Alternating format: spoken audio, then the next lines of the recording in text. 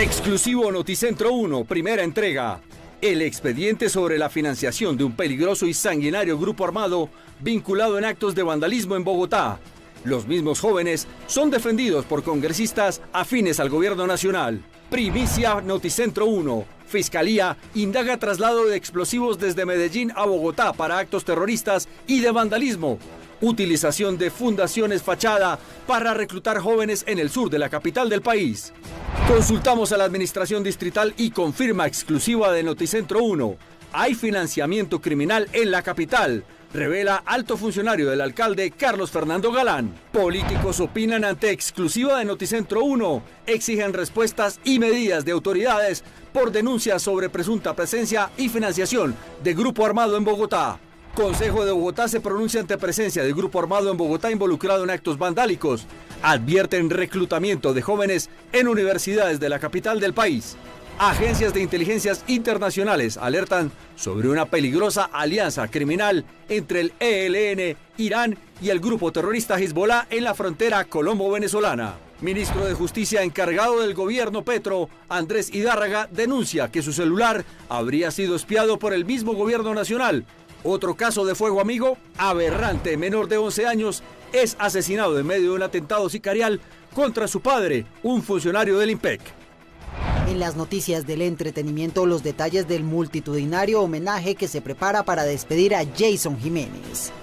Exclusivo Noticentro 1, les contaremos cómo se está infiltrando en Bogotá el grupo terrorista ELN. Les revelaremos el informe de la Fiscalía sobre financiación de actos vandálicos en Bogotá, así como el traslado de armas desde Medellín y la utilización de fundaciones fachada para actos delictivos. Esta es la primera de 3 entregas de Noticentro 1 sobre el vandalismo en la capital de los colombianos. Exclusivo Noticentro 1.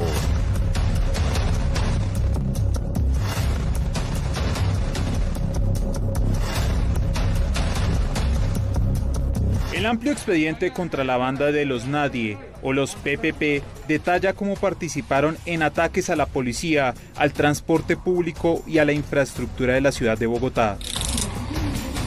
Noticentro 1 conoció que la Fiscalía tiene evidencias para alertar que el grupo de los 11 implicados en actos de vandalismo habría sido permeado por la guerrilla del ELN. La Fiscalía indaga la financiación por parte de grupos guerrilleros, así como el transporte de explosivos desde Medellín que serían usados en Bogotá en los desmanes.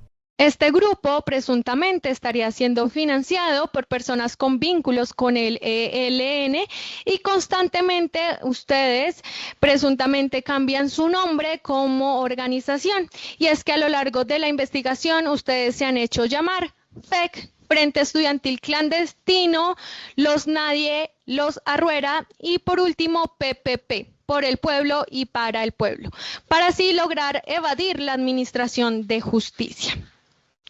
Ustedes 11 presuntamente se concertaron con esa finalidad de cometer delitos, conformando así una sociedad criminal con vocación de permanencia en el tiempo y con roles claramente definidos. Organización que ha participado en por lo menos 15 eventos violentos por los cuales se concertaron, coordinaron e incluso materializaron conductas sancionadas por el legislador.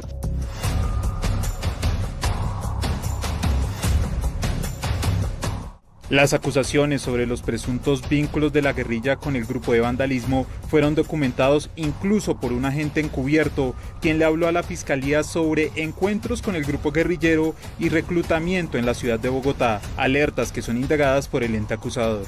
Que es presentarse a un campamento de guerrilla y hablar con un comandante de allá para firmar un contrato con esa gente. Una vez se firma ese contrato y se tiene el aval para hacer cualquier cosa de impacto con el fin de generar caos y miedo en la comunidad, entonces entienden esta estructura, puede llegar a decir que María Eugenia tiene nexos o se habla con gente de la guerrilla para todo el tema del reclutamiento. Para la Fiscalía es claro que estas personas no eran estudiantes universitarios, pero sí usaban las instituciones públicas para ocultarse e incluso preparar explosivos dentro de los centros educativos. Mediante la utilización de carnets falsos, presuntamente ingresan a las principales universidades públicas de la ciudad de Bogotá, Universidad Nacional, Pedagógica y Distrital Francisco José de Caldas.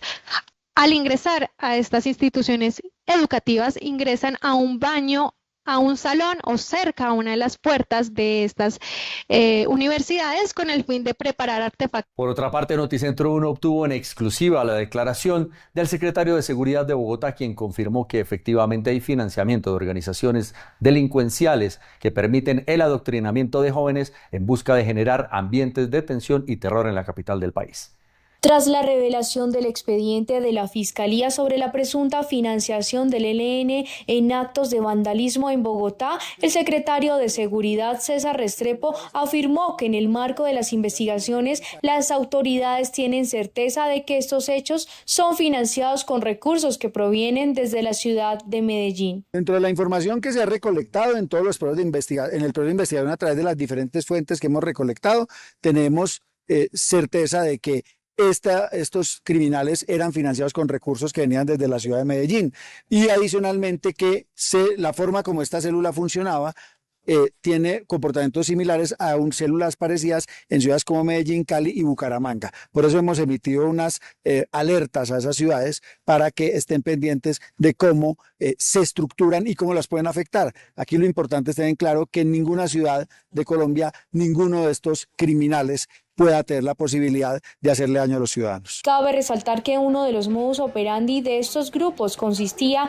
en la elaboración de carnets falsos de distintas universidades públicas con los que se hacían pasar por estudiantes. Posteriormente se reunían en puntos estratégicos donde se cambiaban de ropa y utilizaban overoles, máscaras y capuchas. Luego fabricaban artefactos peligrosos como papas bomba y bombas molotov, los cuales eran utilizados para ejecutar acciones vandálicas contra la fuerza pública, estaciones de Transmilenio y buses del SITP. Políticos de diferentes orillas se pronunciaron sobre la supuesta presencia del ELN en Bogotá. Pidieron una investigación urgente y medidas de seguridad para la capital colombiana. Las denuncias sobre presuntas actividades del ELN en Bogotá provocaron reacciones inmediatas en el escenario político, con llamados a esclarecer esta financiación criminal, reclutamiento de jóvenes y posibles reuniones del grupo armado en la capital. Es gravísimo, pero no es una noticia que no conociéramos los colombianos. Hay que recordar que durante la elección del rector de la Universidad Nacional, grupos de encapuchados vinculados con las guerrillas y las primeras líneas promovieron la toma de edificios en la Universidad Nacional para poder tumbar el rector legítimamente elegido. Todos sabemos que allá hay estudiantes que pasan años y años y años que no están estudiando, sino adoctrinando y reclutando para las guerrillas. Desde distintos sectores se pidió a la Fiscalía y a los organismos de inteligencia avanzar con celeridad en las investigaciones y entregar resultados concretos, advirtiendo que la capital no puede convertirse en un centro de operaciones de grupos armados ilegales. De muchos años la criminalidad ha venido infiltrando las universidades, infiltrando los sectores sociales. Hay ciertas regiones incluso donde infiltran toda la sociedad, la tienen sometida, la tienen victimizada y adicionalmente ponen a la gente a hacer lo que a ellos les provoca, a la criminalidad, al terrorismo del ELN, de las FARC, de las bandas criminales. Les interesa tener a los colombianos empobrecidos y sometidos para hacer lo que ellos quieran, no lo que esas personas aspiren. Los llamados coinciden en que se debe actuar con rigor judicial, evitar estigmatizaciones y garantizar la seguridad tanto para la ciudadanía como para comunidades académicas y sociales mencionadas en las denuncias. Luego de la exclusiva de Noticentro 1, desde el Consejo de Bogotá se pronunciaron confirmando que hay alianza entre bandas criminales y jóvenes para causar el pánico en la capital del país. El presidente del Consejo de Bogotá, Humberto Amín, se refirió públicamente a la posible infiltración del ELN en la capital del país. Se ha podido comprobar que el ELN financia a bandas como los Nadie, que son personas que van precisamente a las diferentes universidades a tratar de seducir jóvenes en Bogotá para poder hacer terrorismo en la ciudad. El concejal también planteó una hipótesis sobre los motivos detrás de este interés de grupos ilegales, según él, con el objetivo de consolidar rutas de comercio de drogas. Lo único que les importa es que esa droga se consuma y como no la pueden sacar del país, pues buscan dejarla en las principales ciudades. ¿Y quién buscan que la consuman? Pues los jóvenes, llegar a las escuelas, llegar a las universidades, y ahí es donde vemos cómo financian a todas estas bandas, como sabemos ahora que existen los Nadie, para que ese consumo de droga se quede también en las principales ciudades de Colombia. En este contexto, el mismo cabildante urgió a las autoridades distritales y nacionales a intensificar las acciones de de seguridad y control para evitar que estas infiltraciones puedan generar alteraciones del orden público, amenazas ciudadanas o expansión de economías ilegales dentro de la ciudad. Agencias de inteligencia estadounidenses revelaron y alertaron sobre una alianza criminal entre Irán y los grupos terroristas Hezbollah y ELN en la frontera colombo-venezolana. Un reciente informe de las agencias de inteligencia estadounidenses han puesto al descubierto una compleja estructura de cooperación criminal que une al Ejército de Liberación Nacional ELN con intereses de Irán y el grupo chií Hezbollah. Según los documentos, esta alianza ha convertido las regiones de Arauca, el Catatumbo y la Guajira en corredores estratégicos, no solo para el narcotráfico, sino para el entrenamiento especializado en tácticas de guerra asimétricas. La situación se agrava con la identificación de células pasivas en centros urbanos. La inteligencia norteamericana recomienda un monitoreo intensivo de los flujos migratorios y financieros entre esas ciudades para impedir que la organización escale sus operaciones directas contra intereses de países aliados en la región. Noticia en desarrollo. Con la presencia de varios expresidentes, el presidente Gustavo Petro lideró la reunión de la Comisión Asesora de Relaciones Exteriores, un espacio fundamental para definir el futuro diplomático internacional de Colombia. Muy buenas noches, yo los saludo desde Casa de Nariño porque el día de hoy se realizó una reunión de la Comisión Asesora de Relaciones Exteriores donde hicieron parte expresidentes, congresistas y también excancilleres. Por su parte estuvo acá el expresidente Juan Manuel Santos, quien expuso varios puntos acerca de la agenda internacional. Por ejemplo, que no debe ser reconocida Delcy Rodríguez como presidenta de Venezuela, sino que se debe reconocer la democracia y las elecciones en ese país. Estos puntos de vista se pusieron en mesa para que el presidente de la República los tenga en mesa en el momento de reconocer elecciones y también de tomar decisiones importantes. Lo que más conviene a Colombia es su pronto regreso a la democracia con la debida legitimidad. Eso se logra reconociendo el resultado de las elecciones de julio pasado o, en su defecto, dándole cumplimiento a lo establecido en la propia Constitución venezolana, donde se establece claramente que ante una falta absoluta del presidente se debe convocar a elecciones en los próximos 30 días. Intentara seguir manejando las relaciones exteriores de Colombia y menos con los Estados Unidos, con el cual va a tener una reunión que es el presidente Trump por redes sociales. Es un error. Cualquier comentario o cualquier respuesta a la postura de un gobierno.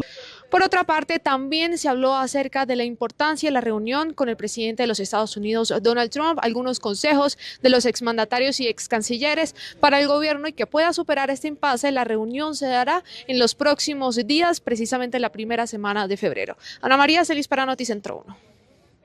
El ministro de Justicia encargado Andrés Idárraga aseguró que habría sido espiado por el gobierno nacional para el que es funcionario.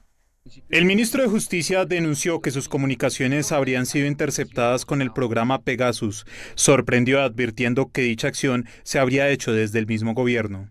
Esto sustentado en un informe forense, según lo cual más de 8.742 veces entre el mes de agosto y entre el mes de noviembre infiltraron mi celular. El ministro señaló que sería un integrante del ejército el que tendría relación con las interceptaciones y hasta seguimientos. Descargaron al menos 2.3 gigabytes de información privada e incluso información de las denuncias anticorrupción que hemos venido promoviendo. Adicionalmente, no solamente bastó haber infiltrado a Pegasus en mi celular, sino que adicionalmente, según este informe de contrainteligencia, se vino una orden desde el Ministerio de Defensa para utilizar gastos reservados, es decir, recursos públicos, para perseguirme a mí y a mi familia. Según advierte el ministro, se buscaría información sobre denunciantes de casos de corrupción. La Corte Constitucional definió los ponentes que estudiarán la viabilidad de los decretos de la emergencia económica. El alto tribunal inició con el estudio de la emergencia económica decretada por el gobierno del presidente Gustavo Petro, esto luego de que se hundiera la reforma tributaria en el Congreso de la República. El magistrado Carlos Camargo será el encargado de estudiar el decreto madre con el que el gobierno del presidente Gustavo Petro le dio facultades al Ministerio de Hacienda para hacer esas facultades extraordinarias y tomar decisiones sobre esta emergencia. Por su parte, el magistrado Juan Carlos Cortés será el encargado de estudiar los decretos reglamentarios con los que se hace toda la reglamentación sobre las medidas que se tomarán en esta emergencia económica. Así las cosas, luego de que terminara la vacancia judicial, ahora será la Corte Constitucional la que inicie con la revisión de este decreto para definir si se mantiene o si lo tumba. El alcalde de Medellín, Federico Gutiérrez, presentó ante la Corte Suprema de Justicia una solicitud para frenar el decreto de emergencia económica del gobierno nacional. Argumenta que viola la Constitución y la separación de poderes. Esta es la solicitud del alcalde de Medellín, Federico Gutiérrez, dirigida a los magistrados de la Corte Constitucional, en la que explica por qué pide la suspensión inmediata del decreto con el que el gobierno nacional declaró la emergencia económica en todo el país, al considerar que es inconstitucional y que fue expedido sin pasar por el Congreso. El gobierno nacional ha comenzado a recaudar recursos y dineros a costa del patrimonio de los ciudadanos y de las empresas, imponiendo impuestos que golpean directamente la capacidad adquisitiva de los colombianos. En el documento, el mandatario solicita una medida cautelar urgente y la declaratoria de inexequibilidad del decreto, asegurando que las razones expuestas por el gobierno, como la crisis en la salud, el orden público, la ola invernal y el pago de sentencias, no cumplen con los requisitos para decretar un estado de excepción. Y le pido a los magistrados y magistradas de la Corte Constitucional que frenen ya este decreto en el que el gobierno nacional nos quiere gobernar por excepción lo que perdió en democracia. También hizo un llamado a los ciudadanos, académicos, empresarios, gremios y mandatarios locales para que se adhieran a la solicitud. Advirtió que esta decisión pone en riesgo la separación de poderes y representa una prueba para la democracia y la supremacía de la Constitución. Hoy se oficializó el ingreso de los precandidatos presidenciales Juan Carlos Pinzón y Paloma Valencia a la Gran Consulta por Colombia. La Gran Consulta por Colombia confirmó oficialmente el ingreso de Juan Carlos Pinzón y Paloma Valencia como nuevos precandidatos presidenciales de cara a las elecciones del 2026. Con esta decisión, el mecanismo interpartidista de centro derecha amplía su abanico de aspirantes que buscarán definir una candidatura única en primera vuelta presidencial. Estamos muy contentos y esperanzados en ganar esta consulta, que sería el primer paso para convertirnos en la primera mujer presidenta de Colombia, que es el sueño que tenemos para poder sacar a Colombia adelante. Colombia no se debe conformar con ser un país pobre, inseguro, un país que no tiene las oportunidades que su gente necesita. Podemos tener un país rico, un país con seguridad y un país que tenga una política social sostenible que le ayude al ciudadano a enriquecerse. Esta es la Gran Consulta por Colombia. 8 candidatos de muy buena capacidad, excelentes, expertos, con conocimiento, con resultados, versus el continuismo. Y aquí ya tienen el ungido. Ya se sabe quién es el heredero del petrismo. El que dice que este ha sido el mejor gobierno de toda la historia, el amigo de Maduro, el que le gusta el gasto público sin control y sobre todo el que le gusta estatizar a la economía colombiana. Aquí está la solución, la Gran Consulta por Colombia. La consulta se realizará el 8 de marzo, el mismo día de las elecciones legislativas, y tendrá como objetivo escoger un solo candidato que represente al sector político en la contienda presidencial. El mecanismo busca evitar la dispersión del voto y fortalecer la oposición y fortalecer la opción electoral frente a otros bloques ideológicos. El exministro Juan Carlos Pinzón hizo pública la solicitud que le realizó al Partido Verde Oxígeno para que le diera su aval presidencial a Enrique Peñalosa. El precandidato presidencial Juan Carlos Pinzón anunció que solicitó al Partido Oxígeno entregar un aval presidencial a Enrique Peñalosa, una decisión que busca fortalecer la unidad de sectores de centro derecha de cara a las elecciones del 2026. Pinzón aseguró que el futuro del país y la defensa de la democracia deben estar por encima de intereses políticos o partidistas. Bienvenida a esta generosa iniciativa de Juan Carlos Pinzón Bueno. La grandeza, inteligencia y corazón de Juan Carlos, aliada a la visión, sabiduría y experiencia de Enrique Peñalosa, nos honra y fortalece la unión de todos los mejores para servirle a Colombia. Seguimos construyendo la victoria. Por su parte, Peñalosa agradeció el respaldo y el aval otorgado del partido, resaltando el llamado a la unidad nacional y subrayando que se trata de un proceso de anteponer el bienestar de Colombia. Un lamentable ataque sicarial se llevó a cabo en contra del director de la cárcel de Neiva. Su hijo de 11 años resultó asesinado en el tiroteo. La mañana de este martes se presentó un ataque sicarial en Neiva que dejó como saldo la muerte de un niño de 11 años y un funcionario del IMPEC gravemente herido. El ataque iba dirigido contra el director de la cárcel y penitenciaria de media seguridad, Edgar Enrique Rodríguez Muñoz, y el subdirector Renato Solano Osorio. Esperamos que mejore la salud también del director que se encuentra herido en un costado en sus costillas. La Policía Nacional tiene un plan candado ya para poder atrapar a los asesinos de este niño y quienes hicieron el atentado. Según informó el IMPEC, hombres armados dispararon en 6 ocasiones contra el vehículo en el que se movilizaban los 2 directivos del penal, junto al menor de edad identificado como Ismael Rodríguez, hijo del director del establecimiento carcelario. El niño recibió un impacto de bala en la cabeza y pese a ser trasladado a un centro asistencial, falleció debido a la gravedad de la herida. El director del penal y el conductor del vehículo salieron ilesos. Este atentado se presenta apenas una semana después de que la nueva administración asumiera el control de esta cárcel. Y esta tarde la Corte Suprema avaló la extradición de alias Chiquito Malo, cabecilla del Clan del Golfo, a los Estados Unidos. La Corte Suprema de Justicia avaló la extradición de Giovannis de Jesús Ávila, conocido como Chiquito Malo, máximo cabecilla del Clan del Golfo. Esto tras una solicitud de una corte del sur de Florida, Estados Unidos. El alto tribunal aprobó el pedido realizado por Estados Unidos, esto tras confirmar que el sujeto cumple con las medidas probatorias y legales por los delitos de los que se le acusa, que son narcotráfico y concierto para delinquir. Sin embargo, la decisión final recae sobre el gobierno nacional, quien deberá revisar los condicionamientos realizados por la Corte. La polémica sigue abierta entre el gobierno nacional y autoridades del Departamento del Atlántico por la intención del primero de trasladar peligrosos delincuentes a cárceles de ese departamento. Frente al decreto del gobierno que autorizaba el traslado de cabecillas de bandas delincuenciales y otros procesados a cárceles de Barranquilla, en el marco de los acuerdos de paz urbana, el alcalde Alejandro Char rechazó la medida y sentenció: lo que ocurra en la ciudad debido a esos traslados será responsabilidad del mal manejo de la llamada paz urbana. Ante ello, el presidente Gustavo Petro, desde su cuenta en X, señaló: no se le olvide, señor alcalde Char, que es mi gobierno el que ha logrado bajar la tasa de homicidios de Barranquilla a la mitad. Y lo hemos hecho a través de un proceso de paz entre bandas que estaban desangrando la ciudad.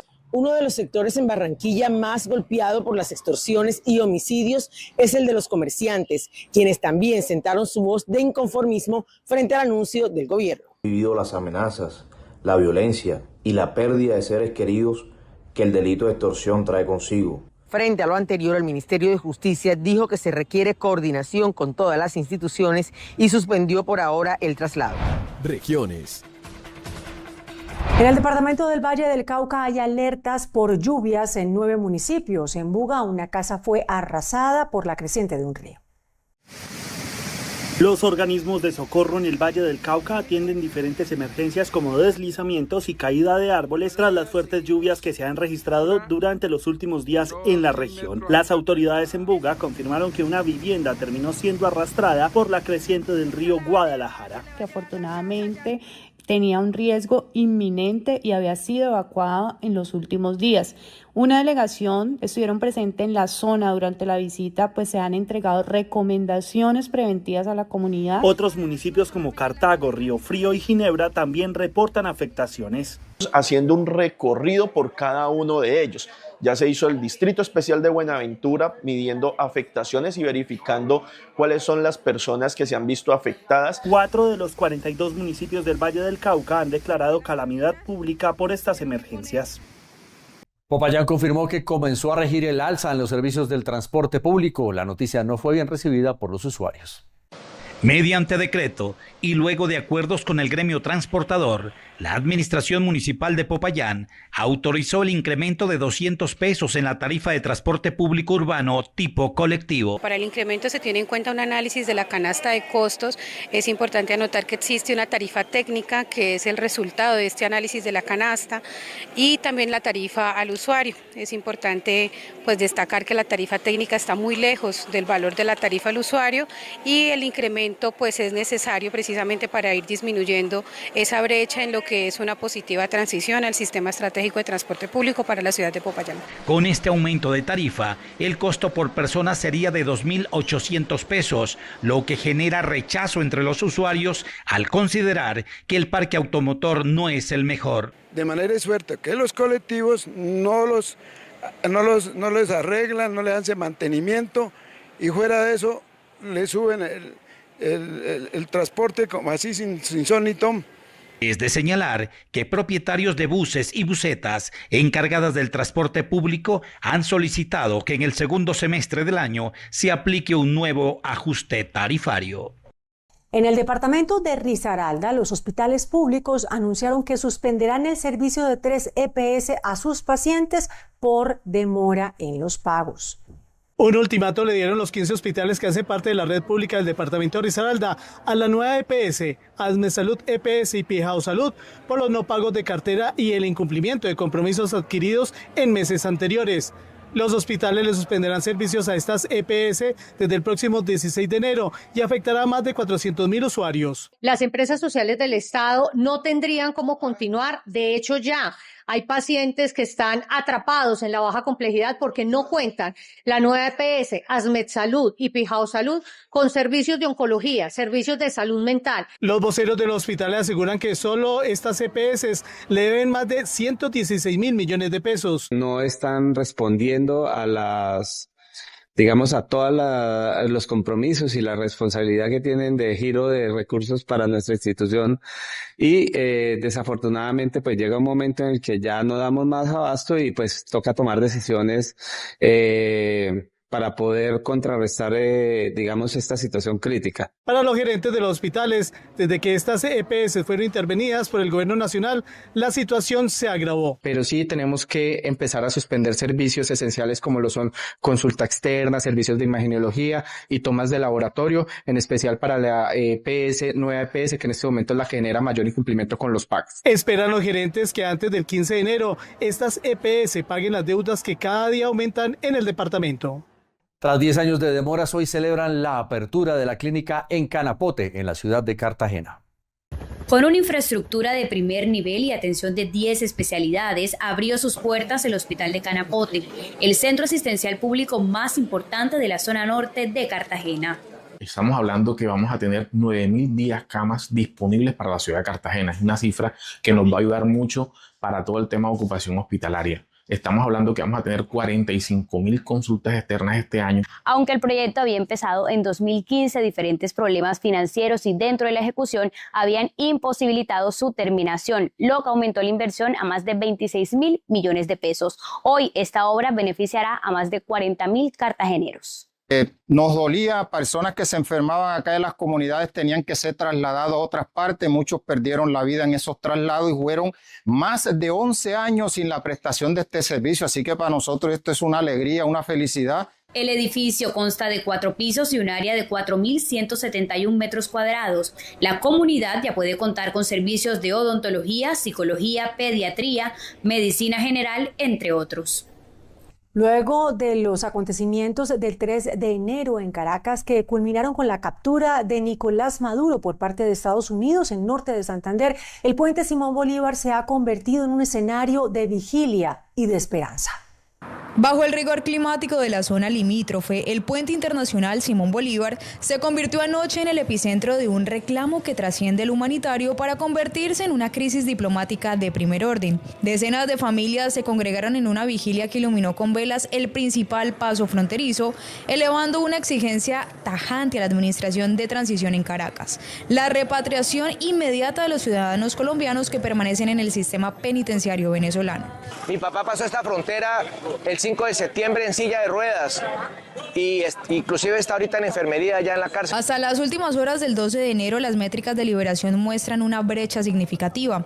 Foro Penal y la Plataforma Unitaria Democrática confirman 73 liberaciones efectivas, mientras el Servicio Penitenciario de Venezuela reporta más de 16 excarcelaciones. A pesar de esos movimientos y de la salida de ciudadanos españoles e italianos, la ausencia de colombianos en estos listados ha encendido las alarmas en Bogotá. El precio del dólar se desplomó en la jornada de este martes, cayendo a mínimos de 2021. La divisa se cotizó en 3.663 pesos. En la jornada de este martes, el precio del dólar bajó a mínimos que no se observaban desde 2021. La moneda se cotizó a 3.663 pesos, que significó una disminución de 54 pesos frente a la jornada anterior, cuando se ubicaba en 3.717 pesos. De acuerdo con los analistas del mercado, las expectativas de inflación se mantienen altas en el país, lo que frena medidas en materia de tasas de interés. En Estados Unidos, por lo contrario, bajarían tasas y esa relación genera una mayor rentabilidad para los inversionistas en Colombia, aumentando los flujos de corto plazo, abaratando la moneda. Y sin dejar de lado el carry trade, que es esos movimientos de recursos que permiten invertir recursos en un país como nosotros, que pagamos al 9.25, trayendo recursos de países donde están cercanos al cero. En la rueda de negocios, incluso el dólar cayó a niveles de los 3.626 pesos en una sesión donde se negociaron más de 1.531 millones de dólares. La Reserva Federal tiene margen para recortar tasas de interés más adelante y cuando estas tasas se esperan a la baja, las expectativas hacen que el dólar tienda a perder soporte frente a otras monedas. El petróleo también será un determinante, ya que en las últimas jornadas ha cerrado al alza. La Dirección de Impuestos y Aduanas Nacionales DIAN prepara un instructivo para los deudores morosos. El artículo del decreto de emergencia económica declarado por el gobierno habilita una serie de alivios tributarios para los morosos de la DIAN. El primero de ellos tiene que ver con una reducción de la tasa de interés o tasa moratoria, es decir que el contribuyente deberá pagar el 100% del monto del capital de su deuda, pero ya no con un interés del 22,36%, sino del 4,5%. Frente a las sanciones o multas, no se aplicará un 100%, sino un 15%. El gobierno espera recaudar 11 billones de pesos en una medida que busca resolver la situación fiscal del país. Al reducirse la sanción al 15% y la tasa de interés al 4,5%, eso implica un alivio bastante importante, ya que el contribuyente, pues obviamente, pues tiene que conseguir el pago total, pero sí se beneficia grandemente en el pago y al quedar al día con la DIAN. La medida es transitoria, vigente hasta el 31 de marzo del presente año, donde los morosos podrán acercarse a las oficinas de la DIAN a buscar acuerdos de pago. Con lo que establece en el decreto, se puede acudir a la DIAN pues para establecer cuáles son como los parámetros para que yo pueda pagar. Cabe anotar que los contribuyentes que logren acuerdos con la DIAN podrían mantenerlos con derechos adquiridos independientemente del fallo de la Corte por una posible inconstitucionalidad. El gobierno expidió el decreto que fija el tope del valor de la vivienda de interés social. El gobierno ya tiene listo el proyecto decreto que busca que el precio total de la vivienda de interés social se establezca en pesos colombianos, el cual constituirá el único precio exigible para la ejecución del respectivo contrato hasta su finalización. De esta manera, en ningún caso dicho precio podrá quedar sujeto a mecanismos de indexación automática asociados al salario mínimo legal. La medida no fija precios, sino establece topes máximos. La vivienda de interés social, por norma legal en Colombia, lo que establece es un tope y no necesariamente un precio.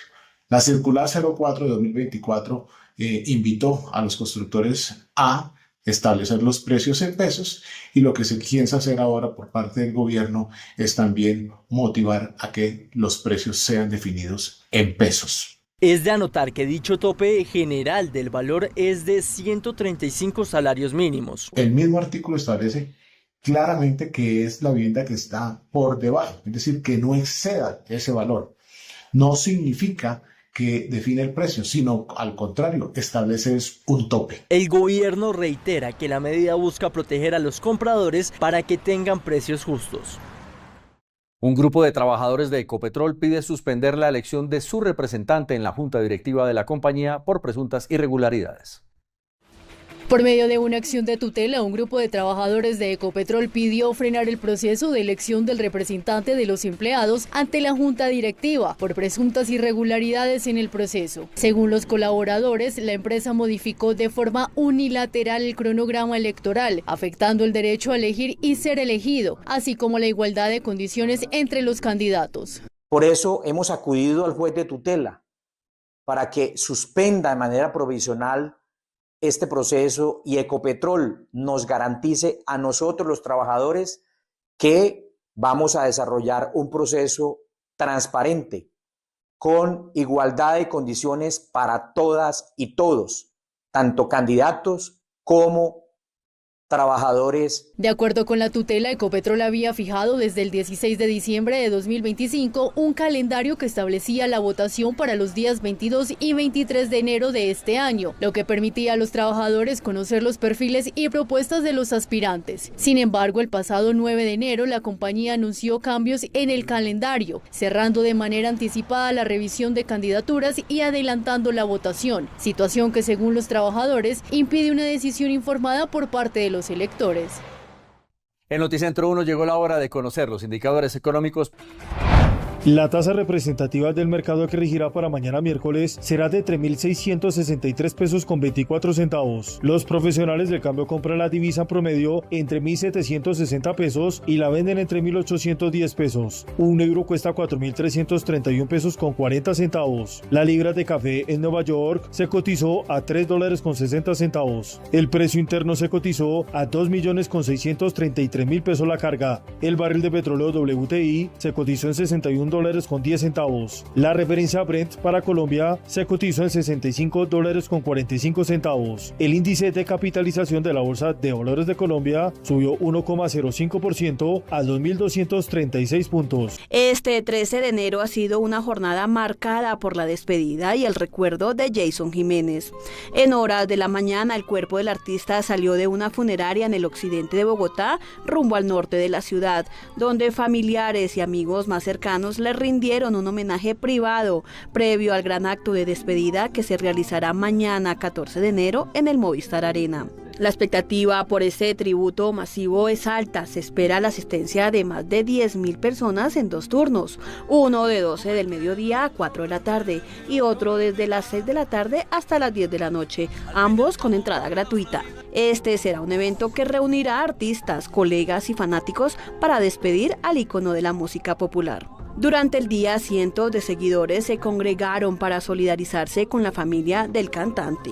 Y es que el impacto del intérprete va mucho más allá de los escenarios. En plataformas digitales su música sigue sonando con fuerza, con millones de reproducciones que confirman el furor que generó su repertorio y la conexión que logró con el público. Canciones que narran historias del pueblo hoy se convierten en himnos de despedida. Hace tan solo unos meses compartió con Noticentro 1 la alegría de cumplir uno de sus grandes sueños, llenar el Estadio El Campín, marcando un hito en la historia de la música popular. Me siento muy feliz de estar representando un género tan colombiano, tan propio de nosotros y de poder sumar grandes marcas a este gran concierto. Va a ser algo muy lindo, la verdad. No estoy montado en la película de trabajar, sino de disfrutármelo, porque si me monto en otro mood, sé que me salgo del tema. Son demasiadas cosas. No creo que están interviniendo por ahí 1.500 personas en este evento. Es demasiada gente, o sea, aparte el montaje, las sorpresas que les tenemos, el YJ Fest, todo es una locura. O sea, simplemente les digo, disfrútense lo que lo hicimos con el amor más grande. Así, feliz, agradecido y convencido de su talento, será recordado Jason Jiménez, quien desde los 7 años encontró en la música la forma perfecta de aportarle a la cultura de su natal Caldas y, por supuesto, de nuestro país. Arriba la gente linda de Noticentro 1, soy Jason Jiménez, gracias por estar aquí. Alex, ¿qué tal? Buenas noches para usted, para todos los televidentes de Noticentro 1, sección entretenimiento. El departamento de Caldas sigue de luto y nosotros llevando minuto a minuto cada uno de los detalles de lo que ha sido la conmemoración a uno de los grandes artistas del género popular, Jason Jiménez, quien infortunadamente perdió su vida. Hablamos con el alcalde de Manzanares, Caldas y por supuesto el gobernador Henry Gutiérrez Ángel acerca de la solidaridad, el apoyo para con uno de los grandes artistas de la música popular. El 26 de julio del año 1991, en el oriente de Caldas, en Manzanares, nació Jason Orlando Jiménez Galeano, quien años después se convirtió en uno de los artistas más influyentes de la música popular. Sin embargo, su voz se apagó en el reciente accidente aéreo en Paipa, Boyacá. El apodado Hijo de Caldas enluta a la región. Un hombre bueno, un hombre del pueblo, un hombre que nunca perdió sus raíces, hecho a pulso, y lamentamos que en la flor de la vida, en la cúspide de su éxito musical, haya fallecido en esas circunstancias. Estamos pendientes que la familia nos indique qué día van a desplazar hacia Manzanares las cenizas o el cuerpo. Así lo está pidiendo y esperando nuestra comunidad. Noticentro 1 consultó con fuentes oficiales donde indican que las exequias del artista por voluntad de su familia podrían ser llevadas a su pueblo natal Manzanares Caldas, cerca de sus raíces y familiares, como uno de los últimos deseos. En estas imágenes conmovedoras que vemos en pantallas fue alguno de los momentos más duros que enlutaron a Manzanares Caldas en compañía de la gente del pueblo y todos sus allegados. Se reunieron con profundo respeto y emociones a flor de piel para rendir homenaje a dos paisanos que dejaron huella en la tierra, Jason Jiménez y Jefferson Osorio. Uno de los detalles importantes, Jason se alcanzó a presentar en la versión de la Feria de Manizales, en la apertura de la Feria de Manizales durante este año 2026. Quizás esos fueron los últimos momentos donde demostró su mejor talento y la pasión por la música. A ustedes les decimos gracias por acompañarnos. Los invitamos también a través de nuestras redes sociales para que vivan minuto a minuto de los últimos momentos de Jason Jiménez. Para Noticentro 1 desde el departamento de Caldas, Daniela Chaura. Se presentó la primera Barbie autista, creada con aportes de la Red de Autodefensa Autista de los Estados Unidos. Está pensada para reflejar cómo las personas neurodivergentes experimentan el mundo, con detalles de diseño intencionales como una mirada de reojo y accesorios como un fidget spinner, auriculares con cancelación de ruido y una tableta para comunicación. También cuenta con una articulación específica que permite el steaming, es decir, la conducta de autoestimulación propia de esta condición, así como el aleteo de las manos. La autora y creadora de contenido Ellie Middleton estuvo entre las primeras personas en conocer a la nueva muñeca. Tras ser diagnosticada con autismo a los 24 años, fundó la comunidad Unmasked para personas como ella que ven el mundo de una forma diferente.